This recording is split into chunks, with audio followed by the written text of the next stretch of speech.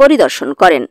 এ সময় তিনি সেখানে রাখা পরিদর্শন বইয়ে স্বাক্ষর করেন। গত সোমবার ৮৮ বছর বয়সে মৃত্যুবরণ করা পোপ ফ্রান্সিসের অন্ত্যেষ্টিক্রিয়া আজ সেন্ট পিটার্স স্কয়ারে অনুষ্ঠিত হয়।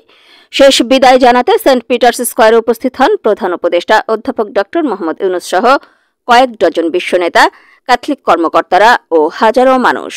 যুক্তরাষ্ট্রের president Donald Trump, Prince William সহ বেশ কয়েকজন বিশ্বনেতা, ইউরোপীয় কমিশনের president Ursula von der Leyen, ফ্রান্সের প্রেসিডেন্ট ইমানুয়েল ম্যাক্রো, স্পেনের রাজা ফিলিপ ষষ্ঠ ও রানী লেতিজিয়া, জার্মানির প্রেসিডেন্ট ফ্রাঙ্ক ভাল্টার স্টাইনমার, বিদায়ী চ্যান্সেলর ওলাফ শালৎস, ইতালির প্রেসিডেন্ট সার্জিও মাত্তারেল্লা এবং প্রধানমন্ত্রী জর্জিয়া মেলোনি সহ অন্যান্য ইউরোপীয় নেতা অন্ত্যেষ্টিক্রিয়ায় অংশগ্রহণ করেন।